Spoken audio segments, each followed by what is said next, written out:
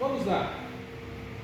Palavra de Deus, livro de, inicialmente, Mateus, capítulo de número 4. Vamos ler dois textos. O texto base, ele está lá em Lucas, capítulo de número 5, mas eu quero ler para início, capítulo 4 de Mateus, que é a mesma situação. Mateus, capítulo de número 4, versículo de número 18.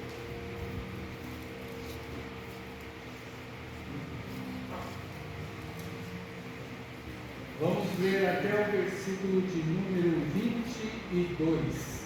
Mateus 4, 18. A palavra de Deus, ela diz assim: no título da minha Bíblia está escrito a vocação dos discípulos. Caminhando junto ao mar da Galileia, Jesus Carlos viu dois irmãos, Simão chamado Pedro e André, que lançavam as redes ao mar porque eram pescadores. E disse-lhes: vinde após mim, e eu vos farei pescadores de homens. Então eles deixaram imediatamente as redes e o seguiram. Passando adiante, viu outros dois irmãos, Tiago, filho de Zebedeu, e João, seu irmão, que estavam no barco em companhia de seu pai, consertando as redes, e chamou-os. Então eles, no mesmo instante, deixando o barco e seu pai, os seguiram. Antes de nós lermos o capítulo 5 de Lucas, fazer um comentário. Quando a gente chega e lê esse texto, eu particularmente, quando eu leio esse texto, eu chego e fico com um ponto de interrogação no meu coração. Jesus está passando, ele vê lá Pedro e André, ele chega e fala uma palavra: vinde após mim, que vos farei pescadores de homens. Você nunca parou para pensar o que foi que brotou no coração de Pedro, Simão, chamado na época, porque o nome dele era Simão, e André, para eles largarem tudo e seguir Jesus? Porque assim, dentro do poder de Deus, que Pai, que está sobre a vida de Jesus, qualquer palavra que ele falar, ele tem o poder de Deus, de ser Deus, de ele chegar e trazer a pessoa para a sua presença. Só que vamos pensar, somos racionais, pensamos, o que será que foi criado e causado no coração desses dois homens para largar Jesus, largar as coisas que eles estavam fazendo e seguir Jesus? Esse texto, ele está lá no livro de Marcos, no capítulo 1 também, e ele está nesse livro de Lucas, no capítulo de número 5, versículo de número 1.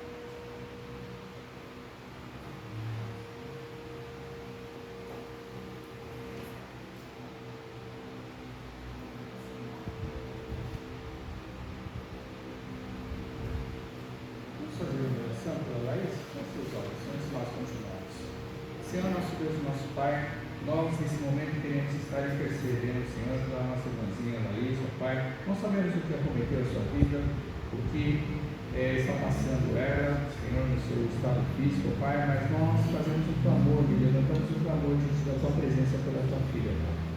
Ó Senhor, que o Senhor venha alcançar com o teu toque, com as tuas mãos, ó Pai, e restaurar a sua vida. Ó Deus, que o Senhor venha trazer ela, Senhor, ó Pai, para a tua presença, Senhor, e tira todo esse mal. Senhor, se for alguma causa de enfermidade, nós oramos e clamamos pelo nome de Cristo Jesus, o nosso Senhor, que cura, que sara, que salva e que transforma toda e qualquer situação. Vá com ela, ó Pai, que o Senhor venha abençoar a sua vida, que o Senhor venha usar os médicos para tratar e cuidar da sua filhinha, ó Pai, e que ela venha estar totalmente restaurada, Senhor, em nome de Cristo Jesus, Senhor. Amém. Vamos continuar, irmãos. Aí, quando paira uma coisa dentro do coração da gente, a gente chega e pensa assim: o que será que fez com que Pedro e André eles fossem seguir Jesus? Porque um pouco mais à frente a gente vai chegar nesse mesmo texto. Jesus ele chega e caminha, chama mais dois. Ele chama lá Tiago e João, dois irmãos, e chamou para segui-los. Jesus, ele não falou que ia fazer pescador de homens, mas subentende-se que também Jesus tinha chamado mais esses dois. Aí a gente vai ter a resposta sobre essa questão que eu estou falando, quando a gente vai chegar e analisar o capítulo de número 5 de Lucas, a partir do versículo 1. E ele refere-se a esse mesmo texto. Abram lá, Lucas capítulo de número 5, versículo de número 1. Olha só que interessante. Lucas ele é fantástico, porque ele chega e ele coletou todas as informações, aliás, né? Eu quero ler o primeiro capítulo de Lucas, o primeiro versículo, se você quiser acompanhar. Olha só o que Lucas ele vai falar no primeiro versículo, do capítulo 1. Visto que muitos houve que empreenderam uma narração coordenada dos fatos que entre nós se realizaram, conforme nos transmitiram os que desde o princípio foram deles testemunhas oculares e ministros da palavra, igualmente a mim, me pareceu bem, depois de acurada investigação de tudo desde sua origem, dar-te por escrito, o excelentíssimo Teófilo, uma exposição em ordem, para que tenhas plena certeza das verdades em que fosse instruído. Então olha só que Lucas ele começa este livro, esse evangelho, informando que ele não viveu naquele tempo. Ele coletou todas essas informações, inclusive a de Mateus e Marcos. Ele chegou e foi e coletou as informações. Irmãos, não sabemos de que maneira, mas ele conseguiu chegar e catalogar todas as informações para ele escrever o Evangelho de Jesus Cristo, voltado exatamente para pessoas como nós, pessoas simples, pessoas comuns, pessoas que muitas vezes pensamos racionalmente. Poderíamos pensar espiritualmente? Poderíamos, porque Paulo ele chega e fala: se sois espirituais, andem em espírito. Todos nós andamos em espírito? Não, nós queremos ser espirituais. Só que para a gente ser espiritual, a gente tem que conhecer as coisas que Deus ele deixou para as nossas vidas e a gente poder entender. Primeiro, de uma maneira racional, o entendimento das coisas que Jesus ele trouxe acerca do reino de Deus. Jesus ele não trouxe nada absurdo. As pessoas elas poderiam achar naquele tempo lá: mas como que é esse negócio de viver na eternidade? Como é que esse negócio de chegar e falar de céu e inferno? Jesus ele veio trazer uma novidade de vida. Qual foi essa novidade de vida? Nos reconciliar com o nosso Pai. E Jesus ele prega a mesma mensagem de João Batista: arrependei-vos, porque é chegar o reino dos céus. Hoje vivemos um tempo, irmãos, em que para aceitar Jesus a gente conhece um monte de irmão que prega e não fala que a pessoa tem que se arrepender. É só você receber Jesus no seu coração. Funciona dessa maneira? Pode até funcionar, e a pessoa se arrepender depois. Mas é difícil Jesus entrar no coração sem a pessoa conhecer o significado do seu pecado, do seu distanciamento de Deus. Então Jesus, ele sempre trouxe esclarecimento de coisas que as pessoas não entendiam na hora. Os seus discípulos, eles chegaram e pela revelação, e caminharem, pela comunhão, pela vivência do Evangelho, eles trouxeram essa revelação para que a gente pudesse ter um entendimento pleno dessa palavra de Deus, para que a gente não possa chegar e ser como um louco lá fora. Porque muita gente lá fora, eles apontam dele falando para a gente que nós somos fanáticos, que nós acreditamos em fantasia, que nós não temos base nenhuma naquilo que nós professamos de fé. Temos base, irmãos.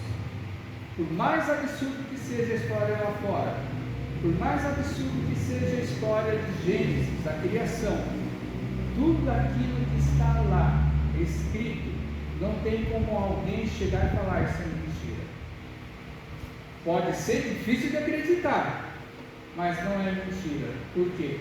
Porque aquilo que as pessoas professam lá fora acerca de criação, acerca de mutação, acerca de transformação, são coisas que eles mesmos não provam. Eles dizem teorias, mas que não tem como provar em fatos. A palavra de Deus não existe nada que alguém chegue e fale, isso é mentira. Porque para falar que é mentira, tem que provar. E até hoje não teve ninguém que chegou e falou que tem alguma coisa errada na palavra de Deus. Olha só que interessante, vamos lá, vamos ao texto. Capítulo 5, versículo 1, a pesca maravilhosa, o mesmo texto registrado em Mateus 4, 18 e Marcos 1, 16, só que de uma maneira muito didática, Lucas ele escreve. Aconteceu que, ao apertá-lo a multidão para ouvir a palavra de Deus, estava ele junto ao lago de Genezaré, mar de Tiberias, ou mar da Galileia, e viu dois barcos junto da praia do lago, mas os pescadores, havendo desembarcado, lavavam as redes. Entrando em um dos barcos, que era o de Simão, pediu-lhe que o afastasse um pouco da praia, e assentando-se ensinava do barco as multidões. Quando acabou de falar, disse a Simão: faze-te ao largo e lançai as vossas redes para pescar.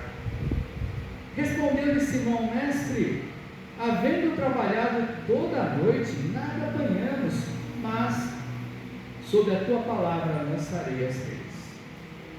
Isto fazendo, apanharam grande quantidade de peixes e rompiam-se-lhes as redes. Então fizeram sinais aos companheiros do outro barco para que fossem ajudá-los, e foram e encheram ambos os barcos a ponto de quase irem a pique. Vendo isto, Simão Pedro prostrou-se aos pés de Jesus, dizendo: Senhor, retira-te de mim, porque sou pecador. Pois à vista da pesca que fizeram, a admiração se apoderou dele e de todos os seus companheiros, bem como de Tiago e João, filhos de Zebedeu, que eram seus sócios. Disse Jesus a Simão: não temas, doravante serás pescador de homens. E arrastando eles os barcos sobre a praia, deixando tudo, o seguiram. Olha só que interessante.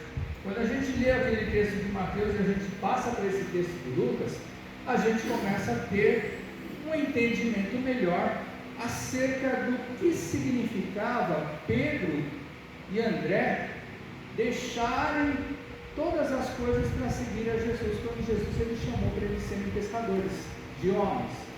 E também a gente consegue entender que depois Tiago e João fizeram a mesma coisa. Mas vamos ver que interessante é essa passagem. E eu, se eu tiver que dar um nome para a mensagem de hoje, eu vou dizer para vocês: discípulo ou seguidor?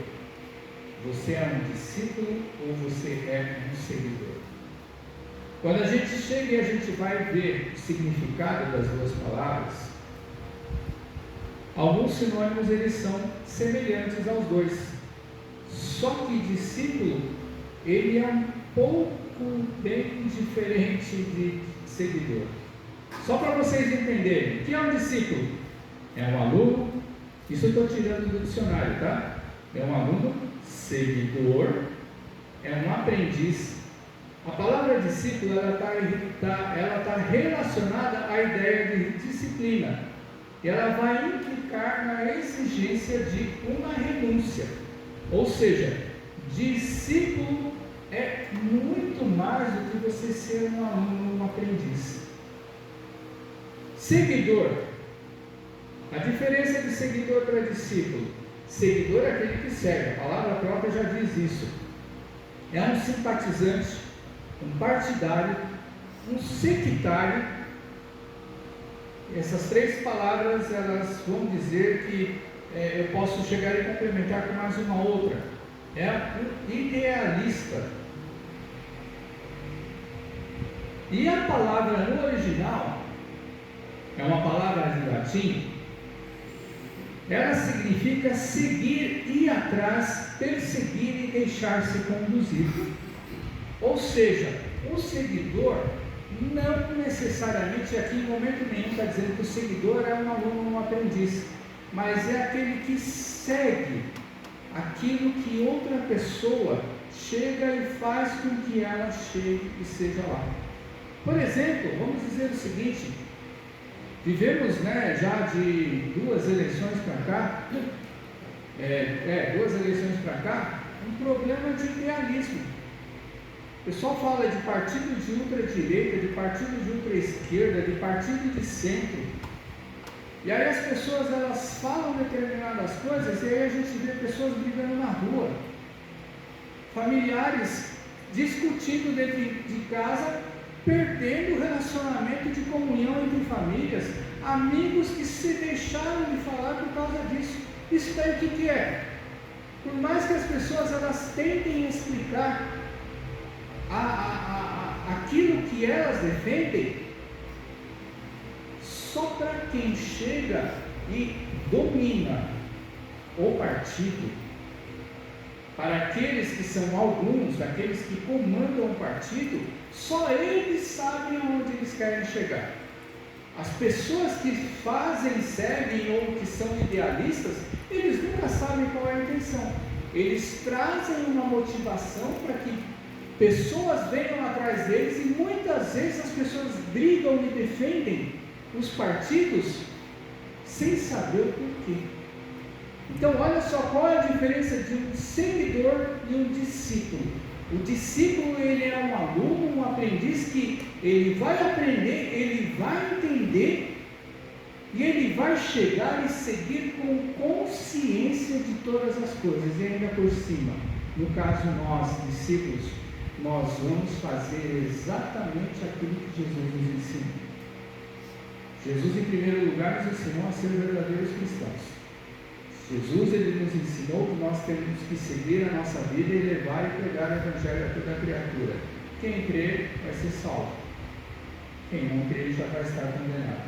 E tudo isso, as pessoas lá fora elas acham que é um absurdo tudo isso que nós acreditamos. Mas irmãos, nós acreditamos na vida eterna e temos certeza de onde nós vamos chegar. As pessoas lá fora, elas têm um vazio dentro delas, onde Eclesiastes ele diz, o escritor de Eclesiastes, ele diz que todos, sem exceção, têm eternidade dentro de si. E a pessoa fica correndo a vida inteira atrás dessa eternidade sem saber o porquê. Todo mundo lá fora, a gente mesmo, se você for pensar no seu passado, antes de você se converter, você procurava uma coisa muito maior do que dinheiro, você procurava uma coisa muito maior do que você chegar a se relacionar e encontrar a sua alma gêmea. Só que muitas vezes as pessoas não sabiam o que elas procuravam. Hoje nós temos um exemplo daquilo que as pessoas lá fora elas procuram. Ninguém quer morrer.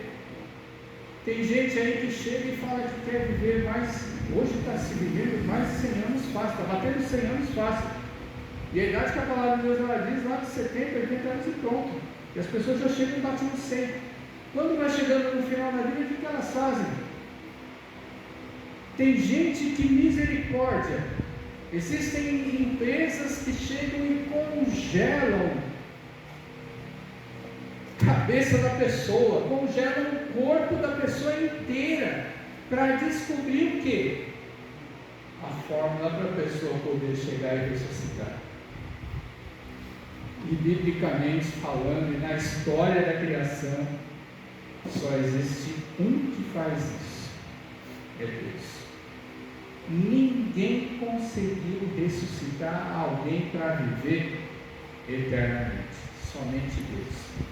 Aí eu falo, as pessoas lá fora falam que nós somos fanáticos e que acreditamos em absurdo, só que eles ficam buscando o quê?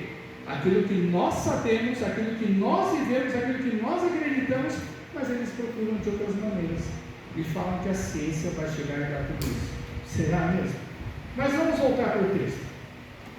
O interessante é que, quando a gente começa a ler o capítulo de número 5, a gente vai ver que as pessoas elas estavam correndo atrás de Jesus.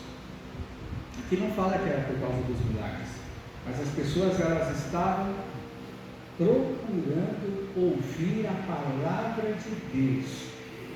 Aí, eu vou abrir um pouquinho mais à frente, no capítulo de número 7, e ver uma coisa interessante, quando João Batista ele manda os seus discípulos procurar Jesus. Eu já volto para o texto, só para vocês poderem entender.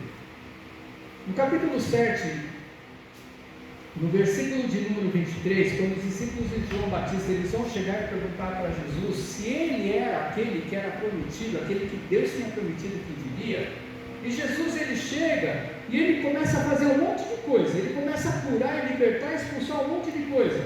Aí Jesus ele chega e vai responder, versículo 22: Ide e anunciai a João Batista o que vistes e ouvistes. Ou seja, Jesus não falou, os discípulos de João viram Jesus fazer. Os cegos vêm, os coxos andam, os leprosos são purificados, os surdos ouvem, os mortos são ressuscitados, e aos pobres anuncia-lhes o Evangelho. Olha só que interessante. E quando a gente chega e vê, nesse versículo 1 do capítulo 5, as pessoas correndo e apertando Jesus para ouvir a palavra de Deus, eram os ricos, irmãos? Não eram. Eram os bem de vida? Não eram. Eram os pobres que Jesus ele tinha anunciado para João. Você pode reparar, irmãos, quem tem sede da palavra de Deus são sempre aqueles que são pobres de espírito. Bem-aventurados são os pobres de espírito, porque deles é o reino dos céus. E aí Jesus ele não conseguiu, porque o pessoal devia estar apertando tanto Jesus, que o que ele faz? Ele viu o pessoal lá, Pedro, Tiago, João, André, com seus barcos e mais as pessoas que trabalhavam com eles tinham voltado de uma pescaria. E Jesus ele chega e pede para Simão um barco, para que ele se afastasse da praia para ele poder chegar e pregar, porque ele não estava conseguindo pregar. Olha que interessante. A palavra de Deus ela não diz, mas se Simão pegou e empurrou o barco para Jesus até um determinado, até uma distância onde Jesus pudesse falar e o povo lá na praia ouvir, eu vou pensar o seguinte: se Jesus não era pescador, com certeza Pedro ficou ali do lado de Jesus. Primeiro porque o barco era dele. Então Pedro ele chega e ele ouviu toda a mensagem. E aqui Jesus não fala qual foi a palavra que foi pregada. Lucas ele também não se interessa. Mas depois de pregar, o que Jesus ele chega e fala para Pedro? Está na sequência, acho que é o versículo 4 que diz. Jesus ele fala para Pedro: Pedro, aqui está dizendo, vai ao mar alto e lança a sua rede. Na minha versão ele está dizendo assim: vai a um determinado lugar e lança ao largo, lança do seu lado a rede, que lá você vai encontrar. Aí Pedro ele vai chegar, no versículo seguinte ele vai chamar Jesus de mestre. Só que esse mestre não é a palavra que nós conhecemos como mestre, rabi, ou aquele que ensina, o professor. No original essa palavra ela tem um outro sentido. Imagina o seguinte: você que é trabalhador, você que já foi empregado, você que já teve um chefe sobre sua liderança, você chega e você está careca de fazer. Pedro, ele era pescador nato, ele era dono do barco de pesca dele, ele não era qualquer pessoa. no negócio dele, ele não conhecia da palavra, mas no negócio dele, ele conhecia tudo. E quando ele chega e fala mestre, ele está querendo dizer o seguinte: eu acho que você algum dia você já fez, quando o teu chefe, o seu patrão, mandou você fazer uma coisa diferente daquilo que você fez a vida inteira. Aí Pedro ele chega e fala assim: o chefe, olha só o que ele fala. Ele fala lá, né? Ele fala mestre, tira a mestre e coloca chefe. O chefe, trabalhei a noite toda, nada apanhei, mas por causa da tua autoridade, a autoridade que Pedro está querendo dizer, não era a autoridade espiritual de Jesus, mas por causa da tua autoridade. Sabe por que Pedro falou da autoridade? Irmãos, imagina o seguinte: uma multidão estava pressionando Jesus para ouvir a palavra. Jesus ele chega e senta num barco, prega para o pessoal, todo mundo estava quieto ouvindo a palavra de Jesus. Porque você concorda, se o pessoal estivesse conversando, ninguém estava prestando atenção no que Jesus falava, porque naquele tempo não tinha microfone, não tinha caixa de som. E aí todo mundo quietinho ouvindo, e Jesus terminou a pregação. Aí Jesus ele chega e fala, Pedro ele fala assim: pô, trabalhei a noite inteira, é o melhor horário para pescar é a noite. Aí ele chega e fala assim: voltou de mão vazia, de mão abanando, mas por causa da sua autoridade. Quando a palavra diz a palavra aí, mas por causa da sua autoridade. Qual autoridade Jesus tinha? Jesus ele deu, como Pedro falou, ele chamou Jesus de chefe. Várias vezes eu tenho esse costume: você chega e você vai abastecer o carro no posto de gasolina, eu ofereci essa parte até ele. Aí eu chego e falo: chefe, eu quero tanto. Por quê? Porque ele que conhece, não sou eu. Pedro fez a mesma coisa, por causa da sua autoridade. Que autoridade? As pessoas ouviram a pregação de Jesus. E quando Jesus fala da palavra de Deus, é a palavra que vinha do céu. Provavelmente Jesus pegou alguma palavra do Antigo Testamento e trouxe para eles e explicou. Com certeza falando sobre o reino de Deus, com certeza falando sobre o envio dele como Messias. E aí quando Jesus ele chega e fala, Pedro olhando para ele, você imagina o seguinte: eu conheço tudo de pesca. E aí vem um homem, Jesus no caso, chegar e querer me ensinar aquilo que eu faço, mas Pedro ele respeitou a decisão de Jesus. E aí vai dizer o seguinte, vai dizer: Pedro ele chegou e obedeceu. E quando eles foram para o lugar onde Jesus tinha mandado, o que aconteceu? Começou a chover de peixe dentro da rede. Pedro e aqueles que estavam no barco dele, eles não conseguiram dar conta. Está dizendo que o barco estava a ponto de dar pique, estava a ponto de virar. E o barco ele vai virar é quando existe o que? Sobrepeso de um determinado lado, de um dos lados do barco. Aí eles berram e falam para quem? Para os outros sócios da outra empresa de pesca amiga deles, os filhos de quem? De Zebedeu, Tiago e João. Chamou lá eles lá, se foram de barco ou não, se foram correndo da praia ou não, porque não estava no alto, aqui está falando no alto mar, mas na minha versão não diz isso, né? Eles não devem ter ido muito longe. E aí diz que eles correram para chegar e segurar, e voltaram os 2 barcos cheios, irmãos, de um monte de peixe. Quando acontece um milagre na sua vida, você imagina o seguinte, você fica super contente, não é? Pedro ele não ficou contente, Pedro ficou perplexo. Sabe como Pedro ficou? Quando diz aí, olha só, presta atenção, está lá no versículo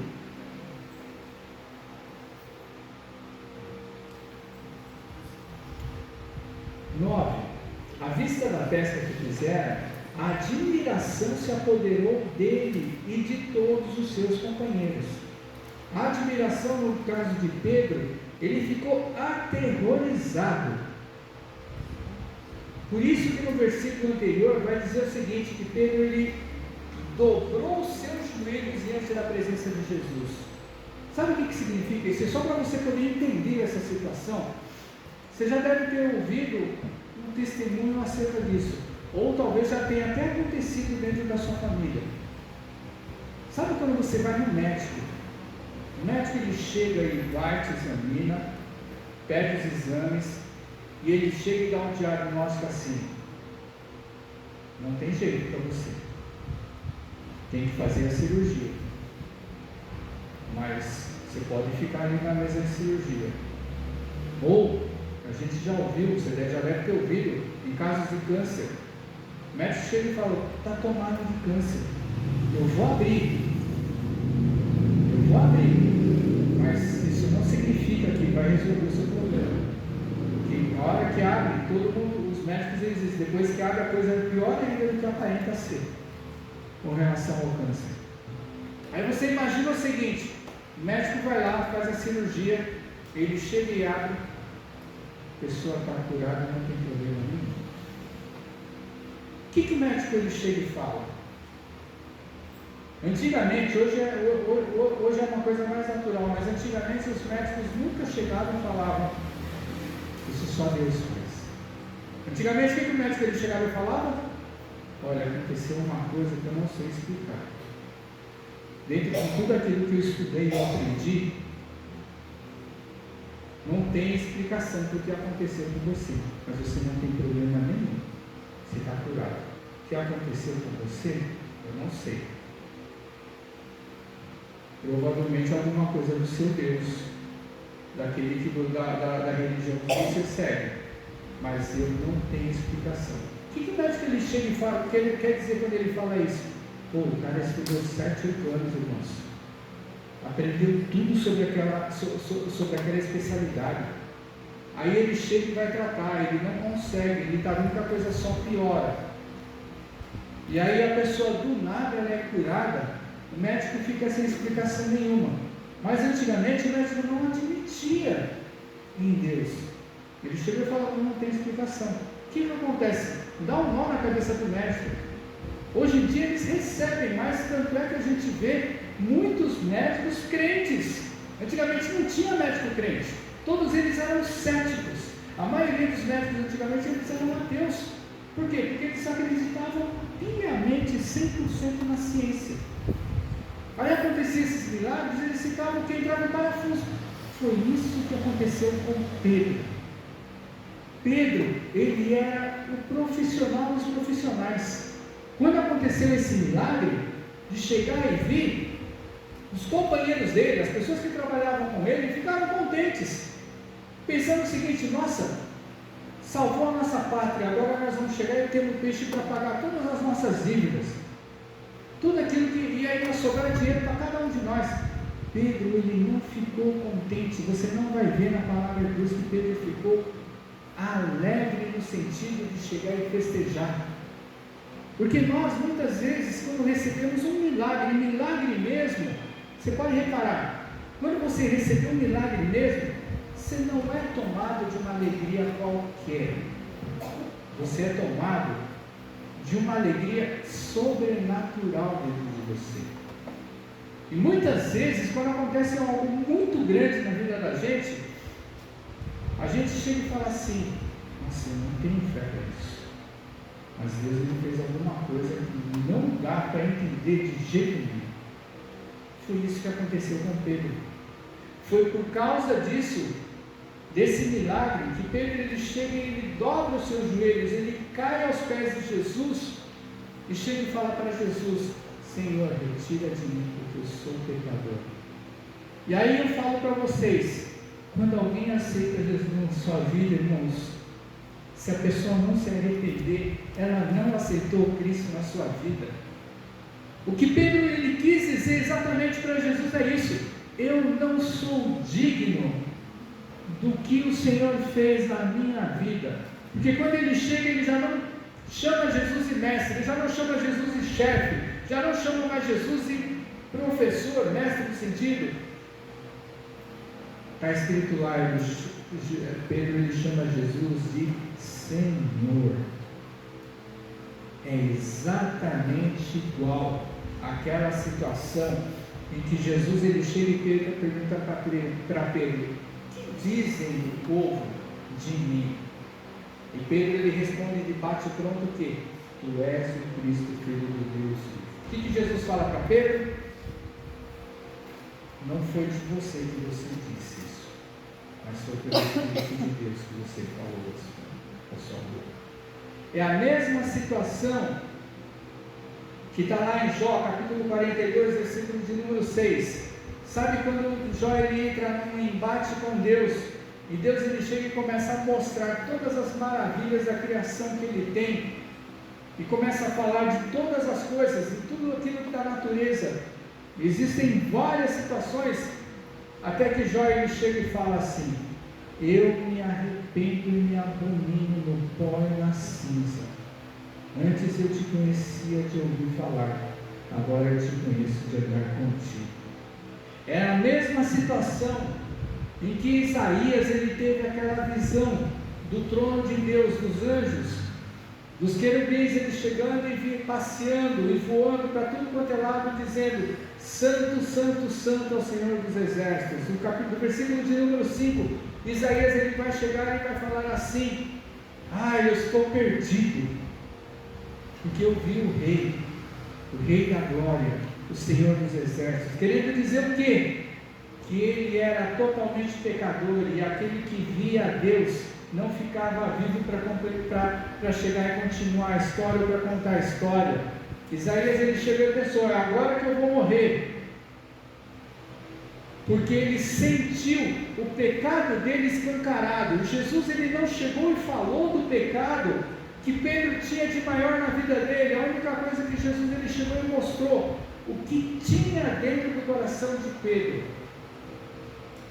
E quando Pedro ele chega e se dobra aos pés de Jesus, e é uma coisa que com certeza eu e você fizemos em algum momento do passado, que a gente chegou e reconheceu de coração todos os nossos pecados, o nosso afastamento da presença de Deus, para a gente receber Cristo na vida da gente.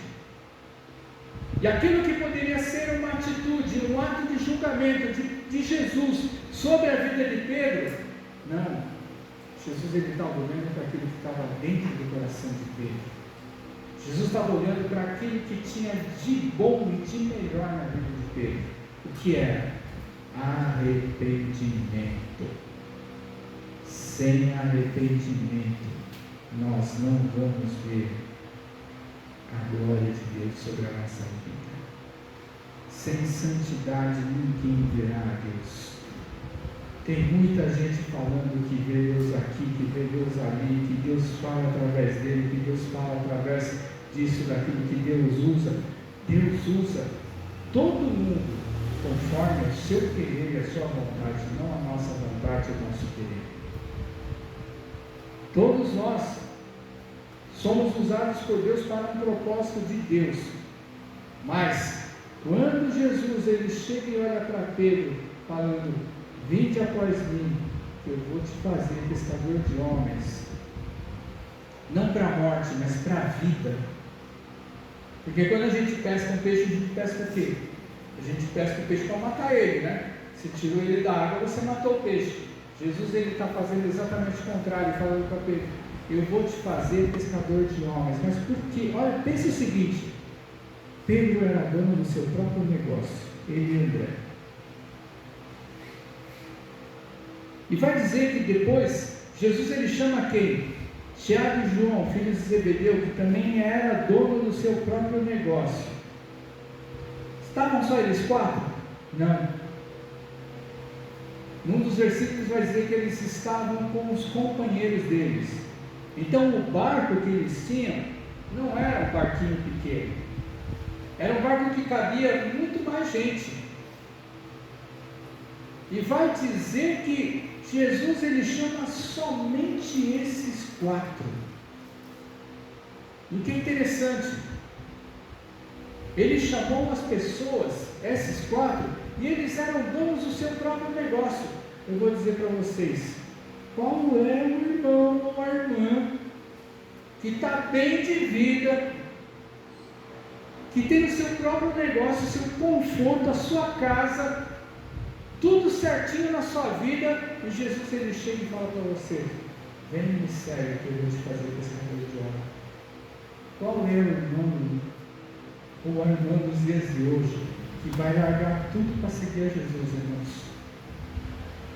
Eu duvido que você me mostre se nem você e eu temos essa coragem, essa capacidade de largar tudo na vida da gente. O culto não é missionário, mas irmãos, nós temos que valorizar aquelas pessoas que largam todas as coisas, largam a família, largam o trabalho, largam a sua própria vida, porque todos nós temos uma vida para chegar aí para a terra do nunca, para o além, para um lugar onde ela não conhece, um lugar que muitas vezes tem perseguição, e a pessoa muitas vezes ela vai sabendo o seguinte: eu estou com a passagem de ida, a de volta eu não sei, a de volta só Jesus sabe. Qual é a pessoa nos dias de hoje, irmãos, que faz isso? Nem eu nem você. Se você pensa de uma maneira completamente oposta à minha, amém, glória a Deus por isso, porque Jesus está procurando, Deus está procurando aqueles que são os verdadeiros adoradores. Nós somos verdadeiros adoradores se nós tivermos o controle da nossa vida na nossa mão. Quero ver tirar tudo da gente e a gente continuar adorando a Deus, mas é isso que Jesus ele quer. Esses 4, eles largaram tudo para continuar uma obra. Olha o que é ser discípulo. A gente hoje vive num mundo onde a maioria, vamos falar 99,99% do pessoal que está na igreja é seguidor, não é discípulo. A gente escolhe a vida que a gente vive, a gente escolhe o que a gente quer fazer na igreja, a gente escolhe o que quer fazer no reino de Deus, a gente escolhe aquilo que a gente quer servir. Jesus, quando ele chama para a gente servir como? Integralmente da nossa vida. Não é que a gente tem que abandonar e largar tudo na vida da gente para a gente fazer. Esses aí, Jesus ele tinha um propósito. Um propósito desses homens em fazer o quê? De iniciar a primeira igreja, de dar continuidade, de iniciar aquilo que Jesus ele colocou. Porque Jesus falou para Pedro: você vai ser o quê? A pedra angular da minha igreja. E ele iria ser o iniciador, mas que Jesus iria estar no comando de todas as coisas. Não presente fisicamente, porque Jesus ele chegou e ele morreu, ressuscitou e está no céu, e mandou o Espírito Santo nas nossas vidas. Agora você pode reparar uma coisa: esses homens eles não foram fiéis a Jesus enquanto ele estava vivo. Esses 4, juntamente com outros, eles deram continuidade e serviram a Cristo com a sua vida por inteiro. Ele era casado, irmãos. Ele era casado, ele tinha família, nem por isso ele abandonou a família dele, mas ele chegou e colocou o seu coração à disposição de Deus. Isaías, quando ele foi chamado, quando o Senhor ele chegou e perguntou: a quem eu enviarei? Isaías ele chegou e falou o seguinte: envia-me a mim. Ou seja, ele ofereceu o seu coração. Gozado, quando você chega e você vai ler sobre a vida de Isaías, o povo que nós temos, Isaías ele era nobre, de família real. Ele abandonou tudo para chegar a servir a Deus. Hoje Jesus ele não faz isso com a vida da gente. Jesus sabe que nós temos responsabilidades dentro da nossa casa, dentro do nosso trabalho, na nossa vida. A única coisa é que nós tenhamos um coração voltado para a presença dele. Dentro do nosso trabalho, dentro da nossa família, dentro da nossa vizinhança, na vida que nós levamos, Jesus ele quer nos usar 100%, mas da maneira que ele quer. Muitos de nós vão ser exemplo. Muitos de nós não vão sair pregando por aí. mas muitos de nós vão ter uma vida cristã digna, dentro da sua casa, juntamente com seus vizinhos, juntamente com seus amigos, para mostrar que a palavra de Deus, ela transforma. Hoje, o que a palavra de Deus está transformando? É só nós olharmos para o nosso país. O que tem mudado no nosso país? As estatísticas dizem que cada vez mais a nação cristã dentro do nosso país está fazendo o quê? Crescendo, crescendo, crescendo. Eu sou de uma época em que a nação cristã ela tinha 15% da população. Hoje ela já está batendo em quase 40%, se eu não me engano, pela estatística. O que mudou da nossa nação? A gente está vendo as coisas piorar dia após dia. Cadê os crentes? A gente está vivendo um tempo que a maioria a gente vive um tempo em que a maioria escolhe o que quer fazer para Deus. Eu não sei, eu não conheço nenhuma passagem que vai dizer assim, que Deus ele chega e pergunta: o que você quer fazer para mim? Eu não conheço. Mas Jesus ele chega e ele fala: eu já não te chamo mais como servo, não te chamo mais como escravo, mas eu te chamo de amigo.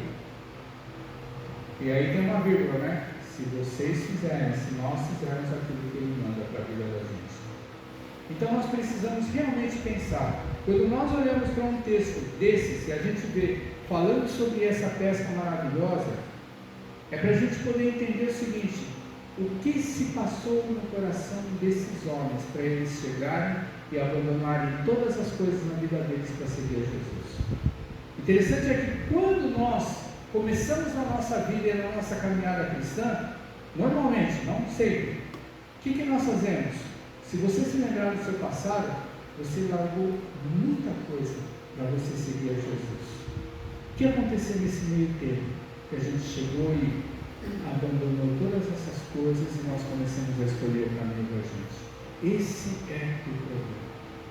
Jesus nunca disse para a gente escolher. Eu posso escolher uma esposa, eu posso escolher um trabalho, eu posso escolher uma família, mas eu não posso escolher o que eu quero fazer dentro da presença de Deus. É isso que Jesus ele chega e fala. Quando a gente se entrega para Cristo, nós temos que nos entregar 100%. Vou falar para vocês, é fácil? Não é. Nós temos que renegar, nós temos que abandonar, nós temos que negar muita coisa na vida da gente. Só não sei se todos nós estamos dispostos a fazer isso, mas quando nós olhamos para o testemunho de vida desses 4 homens e de outros mais que estão na palavra de Deus, nós podemos analisar: é possível servir a Deus de todo o coração, de toda a alma, de todo o entendimento, com todas as forças. Primeiro mandamento. Olha só como que é. Esses homens, quando eles seguiram a Jesus, eles entenderam o primeiro grande mandamento. Pode não ter entendido na hora, mas vivendo e convivendo com Jesus, eles foram exemplos para uma nação inteirinha, para gerações posteriores inteirinhas, e para nós que estamos aqui vivos hoje na presença de Deus, veio essa palavra. Amém?